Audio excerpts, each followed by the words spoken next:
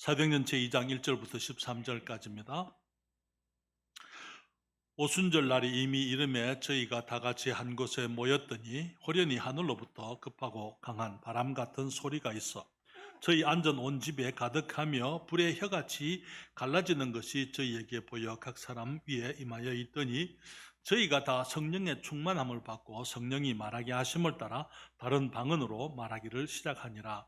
그때에 경건한 유대인이 천하 각국으로부터 와서 예루살렘에 우거하더니 이 소리가 나매 큰 무리가 모여 각각 자기의 방언으로 제자들의 말하는 것을 듣고 소동하여 다 놀라 기이 여겨 이르되 보라 이 말하는 사람이 다 갈릴리 사람이 아니냐. 우리가 우리 각 사람의 낭고 방언으로 듣게 되는 것이 어찌미뇨. 우리는 바데인과 메데인과 엘람인과 또 메소포타미아 유대와 가바도기와 본도와 아시아, 브르기아와 밤빌리아, 애국과 및 구레네에 가까운 리비아, 여러 지방에 사는 사람들과 로마로부터 온 나그네, 곧 유대인과 유대교에 들어온 사람들과 그레데인과 아라비아인들이라. 우리가 다 우리의 각 방언으로 하나님의 큰 일을 말함을 듣는도다 하고 다 놀라며 의혹하여 서로 가로되 이 어찐 일이냐 하며 같이 읽겠습니다. 또 어떤 이들은 조롱하여 가로되 저희가 새술이 취하였다 하더라. 아멘. 기도하겠습니다. 주님, 주의 말씀을 축복해 주시되 이 종을 붙들어 주셔서 진리의 말씀을 온전히 선포하도록 아버지 은총을 베풀어 주시기를 기도하옵나이다. 사랑하는 형제 자매들, 주의 말씀 안에서 우리에게 주신 귀한 진리의 말씀으로 인하여 우리들이 기뻐하며 주님을 더 이해하며 하나님의 뜻을 헤아리며 우리의 삶에 말씀을 적용함으로 우리의 삶이 항상 새로워질 수 있도록 도와주시옵소서. 이 시간을 주께 의뢰하올 때에 예수님의 이름으로 기도했습니다. 아멘. 오순절 날이 어떤 날인가 하는 것을 우리가 지난주에 말씀드리면서 이 오순절 날은 세상을 구원하시는 하나님의 성령 하나님의 시대가 시작된 날이다. 그렇게 말씀을 드렸습니다. 우리 성령님께서는 예수님이 부활하신 날 밤에 제자들에게 오셨지만은 주님이 그들에게 주셨지만은 성령의 충만함은 이제 오순절 날 제자들에게 임했던 것을 보게 됩니다. 주님께서 제자들에게 하신 명령이 있었지요. 우리는 지난번 그 명령을 봤습니다. 거기 우리가 세상을 구원하시는 성령 하나님의 그 시대가 시작됐다 이렇게 말씀을 드렸는데요. 그때 우리 성경의 그 사도행전 1장 6절에 말씀하시기를 사도와 같이 모이사 저희에게 분부하여 가라사대 예루살렘을 떠나지 말고 내게 들은 바 아버지의 약속하신 것을 기다리라 그렇게 말씀을 했습니다. 그래서 누가복음에서는 능력이 너희에게 입히울 때까지 위로부터 오는 능력이 너희에게 입히울 때까지 너희들이 예루살렘을 떠나지 말라 그렇게 말씀을 하셨더랬어요. 그날은 주일이었다고 여러분들에게 말씀을 드렸습니다. 예수님께서 부활하신 날이 주일입니다. 안식일이 아니에요. 안식일은 토요일입니다. 많은 사람들이 안식일을 일요일로 생각을 합니다만 그렇지 않습니다. 안식일은 토요일이고 안식 후 첫날 다시 말하면 일요일날 주일날 새벽에 주님이 부활하셨어요. 그때 6월절 그때부터 50일이 또 주일이에요. 49일이면 또 토요일이 되는 것입니다. 7주가 지나니까요. 그리고 50일째가 바로 이 또 주일인데 그때 성령의 충만함이 제자들에게 임했다. 오순이라는 것은 50을 의미하는 것이다. 그렇게 말씀을 드렸습니다. 성령께서 이제 제자들에게 충만히 역사하시게 될 때에 성령의 역사가 이제 바람으로 나타났습니다. 그렇죠? 바람 소리로 그렇게 나타나게 되고 불꽃의 형상으로 제자들에게 오게 되고 전부 주님의 능력을 상징적으로 보여주는 것입니다. 그것을 또한 거기에 또 한 가지 사건이 이제 제자들이 방언을 말을 하게 됐다. 즉 그 사람들이 알던 언어가 아니고 전혀 알지 못하는 사람들의 언어를 지방말을 이제 그들이 하게 되므로 성령께서 말하게 하심을 따라서 그들이 말하게 되므로 거기에 적어도 16개의 그 지명이 언급되었다고 말씀을 드렸는데요. 이제 디아스포라라고 이렇게 얘기하는데 그 사람들은 이제 바벨론 포로 이후에 귀환하지 않고 그들이 이제 흩어져 사는 유대인들을 말하는 것입니다. 그 유대인들이 이제 그 6월절에 함께 모여서 그들이 예루살렘에 모여서 하나님을 경배하러 왔을 때에 그때 그들의 난고 방언으로 듣게 됨이 어찌미냐 그렇게 말씀을 하고 있는 것을 봅니다. 저는 지난번에 말씀드리기를 그것은 일회적인 사건이었다.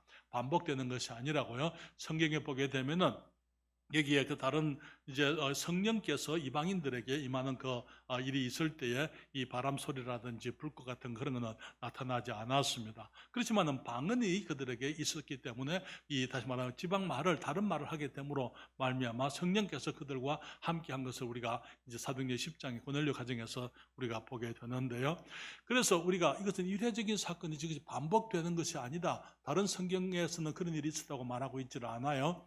여기에 그 우리 말씀드린 것처럼 이 방언에 대한 이야기는 사도행전 2장에서 이 말씀이 있게 되고, 그리고 이제 10장에서 고넬료 가정에서 방언을 했다는 말이 있고요. 그리고는 그 다음에는 거기 이제 이 에베소에서 이 침례 요한의 제자들이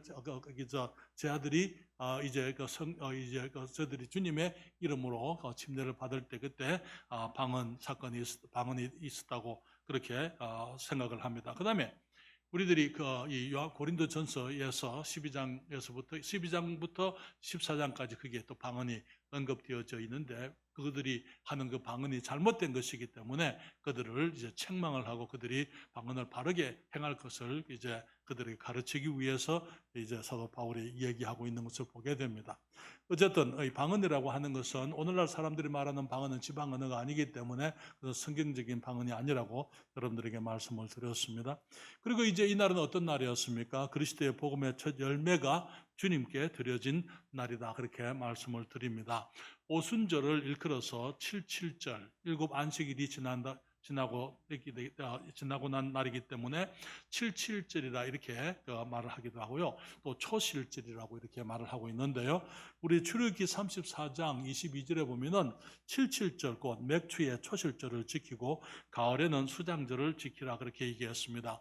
보면은 그들이 보리추수를 해서 맥추 이 보리를 이제 추수하게 될 때, 그때 봄에 이제 보리 추수가 끝나고 그것을 이제 하나님께 드리는, 그래서 1년에 열매를 가장 먼저 첫 수확을 하고 그것으로서 하나님께 감사하는 절기가 바로 이 오순절이었던 것입니다. 그래서 레위기 23장 15절 16절에도 말하기를 안식일 이튿날 곧 너희가 요제로 단을 가져온 날부터 세워서 7안식일의 수요를 채우고 이제 6월절 안식일 이튿날 그리고 이제 7안식일의 수요를 채우고 제7안식일 이튿날까지, 제7안식일이 토요일이잖아요. 그 다음에 이튿날까지 합 50일을 계수하여 새 소제를 여호와께 드리되, 새롭게 이제 소제는 이제 음식을 가지고 주님께 드리는 이 제사입니다. 이제 새롭게 이제 새로운 곡식으로 지은 음식으로 하나님께 예배를 드리게 됐던 것입니다. 보리추수를 하고 이제 그 해의 첫 열매를 주님께 드리는 날이었더랬어요. 그때 그들은 이 보리추수를 하고 보리만 드리는 게 아니고 떡을 드리고 양을 드리고 수소와 수양을 드려서 하나님께 감사했던 것을 보게 되는 것입니다. 사랑하는 여러분, 그날 이제 120명의 사람들이 성령 충만함을 입게 됐습니다. 이제 그들에게 성령 충만의 하나님의 기름 부으심이 오게 됐을 때 그 120명의 사람들은 우리 주님 예수께서 이 땅에 오셔서 처음으로 거두어서 하나님께 드려진 사람들이었어요. 다시 말하면은 이제 성경은 말하기를 예수님께서 이 땅에 오신 것이 잃어버린 영혼들을 찾아서 구원하려 함이라고 말씀을 하고 있습니다. 누가복음 19장 10절에 인자에 온 것은 잃어버린 자를 찾아 구원하려 함이니라 그렇게 말씀을 했는데요. 주님께서는 잃어버린 영혼들을 주님이 찾아서 이제는 하나님께 드리기 위해서, 주님 앞으로 가져오기 위해서 주님이 이 세상에 오신 것입니다. 우리가 누가복음 15장에 보게 되면은 잃어버린 것 3가지의 이야기가 나옵니다. 그 비유가 나오게 되는데요. 그때 주님께서 잃어버린 양을 찾아 주님이 오셨다고 주님이 말씀을 해요. 여러분들이 누가복음 15장 1절에 보게 되면은 거기에 이 세리와 죄인들이 예수님께 말씀을 들으러 모였더랬어요. 그러니까 바리새인들과 이 서기관들이 예수님께 대해 불평을 합니다. 그들이 말하기를 이 사람이 죄인을 영접하고 함께 먹는다 그렇게 얘기했어요. 주님의 말씀을 들으러 주님께로 온 그 사람들을 주님이 찾으러 오셨던 것이죠. 그런데 그 모인 사람들이 세리와 죄인이기 때문에 바리새인과 서기관들, 종교인들 스스로 의롭다고 생각하는 사람들이 예수님의 자기들과 어울리지 않고 이 세리와 죄인들과 어울리는 그것을 불평했을 때에 주님께서 거기 세 가지 잃어버린 것, 그것의 비유를 주님께서 말씀을 하시게 되는데요. 누가복음 15장 4절부터 7절에 보면은 주님이 말씀하시기를 너희 중에 어느 사람이 양 100마리가 있는데 그 중에 하나를 잃으면 99마리를 들여 두고 그 잃은 것을 찾도록 찾아다니지 아니하느냐. 또 찾은 적 즐거워 어깨에 메고 집에 와서 그 벗과 이웃을 불러 모으고 말하되 나와 함께 즐기자. 나의 이런 양을 찾았노라 하리라. 내가 너희에게 이르노니 이와 같이 죄인 하나가 회개하면 하늘에서는 회개할 것 없는 의인 99을 인하여 기뻐하는 것보다 더하리라. 그렇게 말씀을 했습니다. 주님께서 말씀하시기를 양이 100마리가 있다가 한 마리를 잃으면은 그 99마리를 들여 두고 그 한 마리를 찾아다니지 않겠느냐. 찾으면은 이제 그 벗과 이웃을 불러 모으고 나와 함께 즐기자 기뻐하는 것처럼 주님 말씀하시기를 죄인 하나가 회개하면은 회개할 것 없는 99을 인하여 기뻐하는 것보다 더 하겠다. 그렇게 말씀을 하시는 것이죠.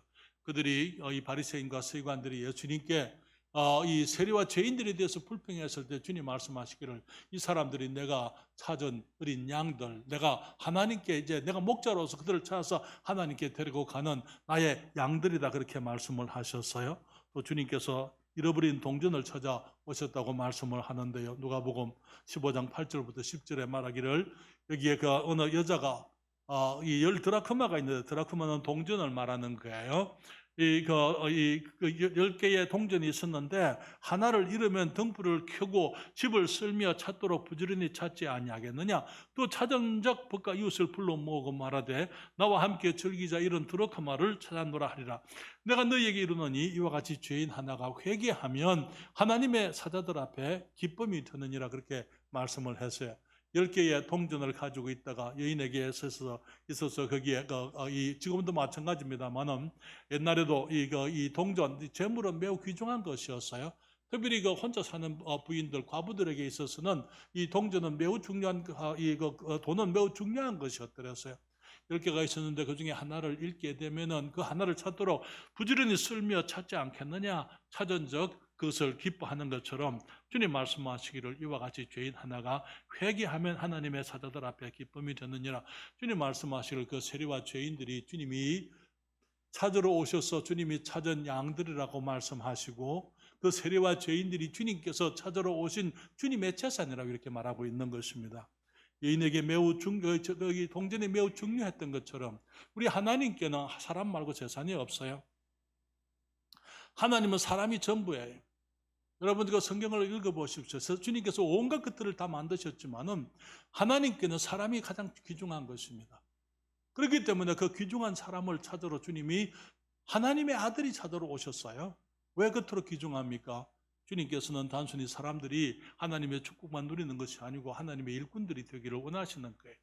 지금 주님께서 여기에 이제 십자가에서 죽으시고 장사되고 부활하신 이후에 주님께서 성령께서 임하시게 되고 성령 충만이 임하게 되고 그들이 방언을 하고 이제 그 바람 소리를 듣고 불꽃의 형상이 그들 머리에 있었을 때 그 사람들을 하나님 예수 그리스도께서 이 땅에 오셔서 그 사람들 120명의 사람들을 이 세상의 수많은 사람들 가운데 그들을 구별해서 이제 그들에게 특별한 하나님의 은사가 임하게 되고 그들이 나가서 하나님의 일을 하는 하나님의 도구, 하나님의 재산이 되었던 것을 보게 되는 것입니다.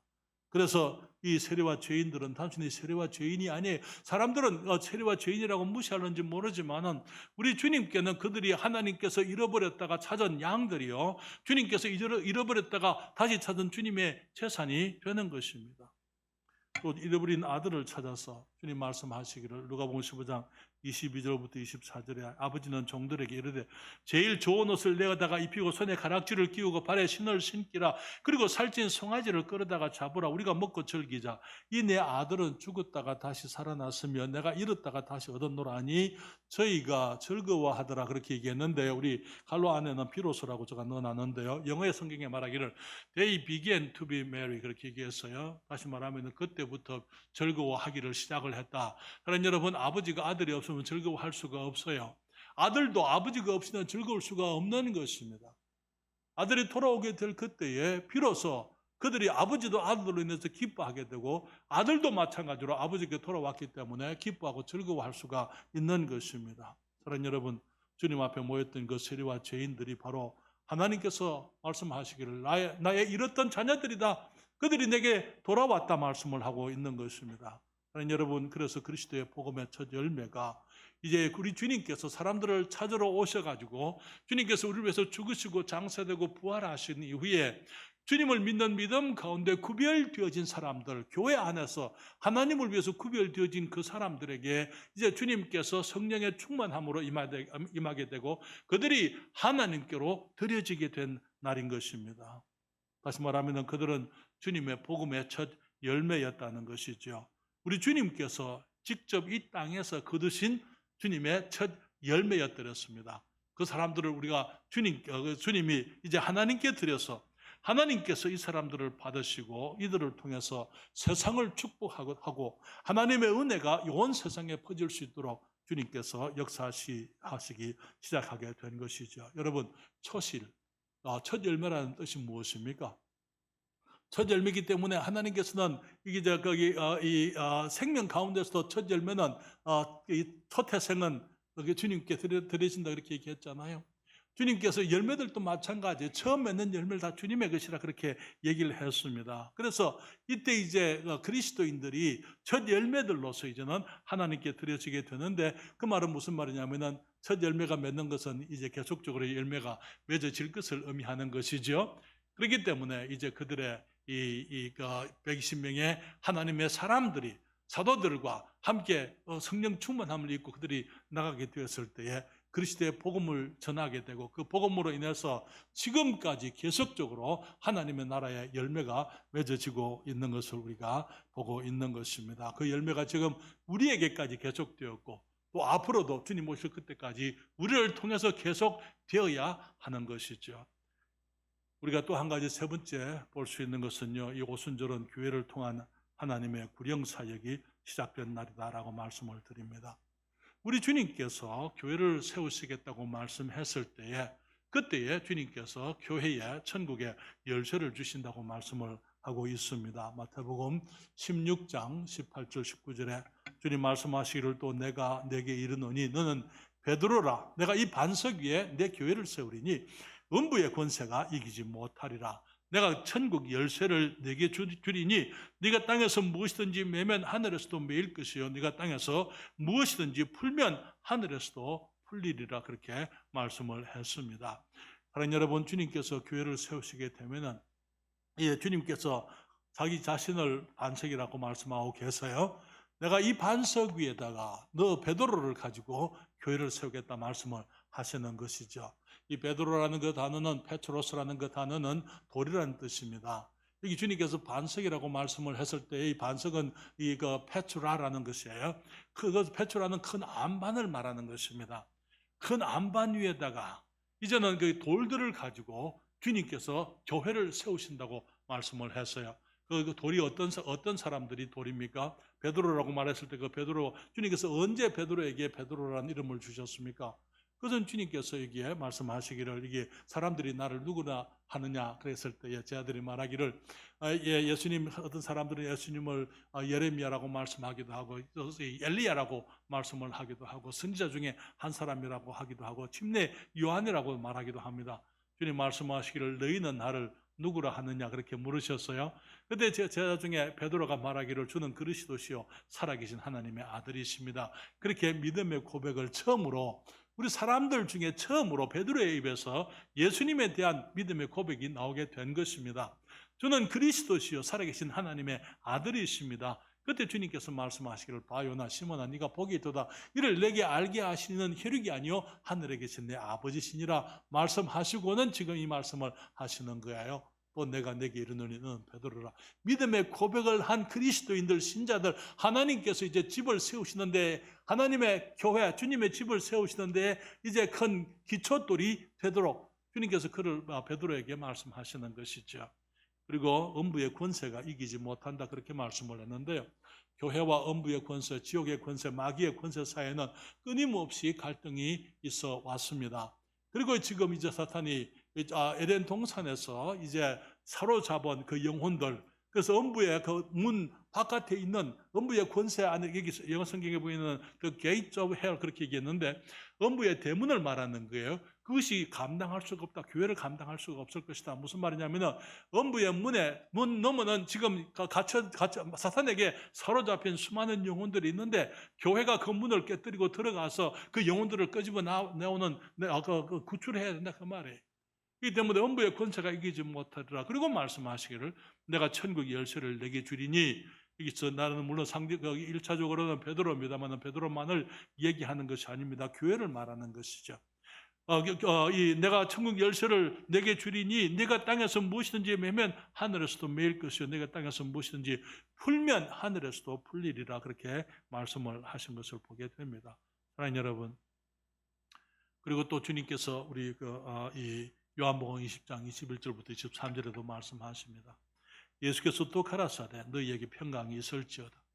아버지께서 나를 보내신 것 같이 나도 너희를 보내노라. 주님이 부활하신 날 그날 밤에 제 아들이 모인 그곳에 주님이 오셔서 하시는 말씀이에요. 이 말씀을 하시고 저희를 향하사 숨을 내쉬며 가라사대 성령을 받으라. 그리고는 말씀하시기를 너희가 네 죄든지 사하면 사하여질 것이요 네 죄든지 그대로 두면 그대로 있으리라 하시니라. 이 무슨 말입니까?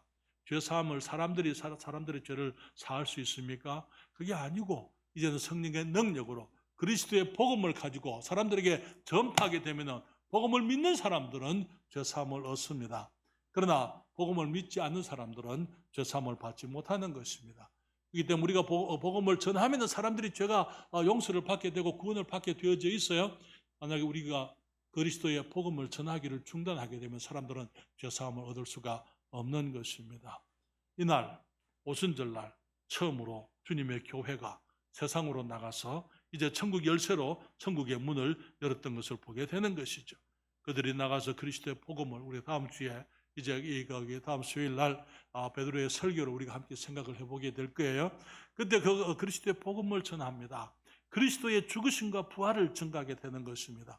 그때에 음부의 권세가 깨어지게 되고 지옥의 대문이 열리게 되고 영혼들을 건져내는 그 일을 그때 이제 시작하게 된 것입니다. 우리 인간들이 에덴에서 범죄한 이후에 이제는 실제로 사람들이 구원받을 수 있는 이제 이 때가 오게 된 거예요. 그 일이 영혼을 구령하는 그 일이 그때부터 시작이 되는 것입니다. 예수 그리스도의 복음을 통해서 영원한 멸망에서부터 사람들이 건짐을 받고 사망에서부터 해방을, 다시 말하면 노임을 받게 되게 된 것이죠. 천국의 문이 열리고 죄사함의 은혜가 시작되었던 날이 바로 이 오순절날이었던 것입니다. 그때 3,000명의 사람들이 침례에 순종했던 것을 보게 됩니다. 그러면서 이제 하나님의 나라에 영혼들이 들어오기를 시작하게 된 게 천국의 문이 열리게 되고 그 열쇠를 이제 주님의 교회가 활용하게 될 때에 그때 이제 영혼들이 주님의 나라에 들어오게 되고 이제는 교회에 들어와서 그들이 이제 하나님의 사역자들이 되었던 것을 보게 됩니다. 우리는 계속해서 우리들이 그 사람들이 어떻게 하나님의 사역자가 됐는지 우리 사도행전을 통해서 하나님의 일꾼들이 되어서 나중에 복음을 전하게 되는데 그 과정 속에 어떤 일이 그들에게 있었는지 또 우리들에게 어떤 일이 있어야 하는지 우리들이 성경을 통해서 계속 공부하게 될 거예요. 예루살렘 교회의 위대한 부흥의 역사가 시작되었습니다. 세상을 구원하시는 하나님의 역사가 그날 이제 예루살렘에서부터 시작이 되었던 것을 보게 되는 것이죠. 우리 사도행전 1장 8절에 말씀하시기를 오직 성령이 너희에게 임하시면 너희가 권능을 받고 예루살렘과 온 유대와 사마리아와 땅끝까지 이르러 내 증인이 되리라 하시니라. 그러나 여러분, 예루살렘에서 시작되었지만은 예루살렘으로 국한되는 사역은 아니었어요. 우리 주님께서는 이제 예루살렘에서 그 일이 시작이 되지만은 그러나 결국은 온 땅 끝까지 이르러 주님의 복음이 전거되기를 원하신다. 그렇게 말씀을 하고 있는 것입니다. 사랑하는 여러분, 오순절 날에 성령의 사역이 시작되었습니다. 세상을 구원하시는 하나님의 이 성령 하나님의 시대 역사가 시작된 그날이었더랬어요. 그리고 그때 이제 비로소 이제 이 그리스도인들 가운데 예수님께서 오셔서 영혼들을 구령하셔서 그 사람들을 이제 이 초실절 첫 열매로 하나님께 드려지게 되고 그들이 구별되어진 날이라고 말씀을 드렸습니다. 그러면서 교회가 실제로 이제 하나님의 구령 사역을 시작한 날이라 그렇게 말씀을 드렸습니다. 그때 오순절날 이제 예루살렘에서 시작되어진 주님의 사역은 지금도 계속되어야 하고 계속되고 있는 것입니다. 물론 그날에 어떤 현상이 있었다. 그 현상이 재현될 필요는 없습니다. 그렇지만 그날 역사했던 그 성령님의 능력은 우리가 지금도 사모해야 될 것입니다.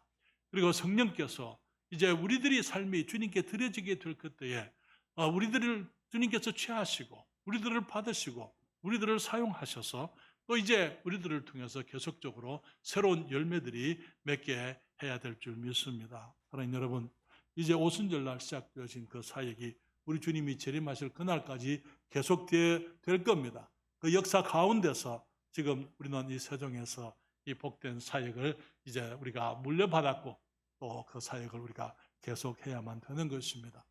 그 일을 위해서 우리들이 함께 기도하고 함께 성령의 능력을 사모하게 되고 우리들이 하나가 되어야 되고 우리가 주님 앞에서 주님 우리를 사용하시게 될 때 사용하시기를 그래서 우리 교회를 통하여 계속적으로 영혼들이 구원받고 하나님의 사람들이 주께 드려지게 되고 그리고 우리 교회를 통하여 주님의 일들이 또 새로운 곳으로 정거되기 확장되어지기 위해서 일꾼들이 주어지도록 우리가 기도해야만 될 줄 믿습니다.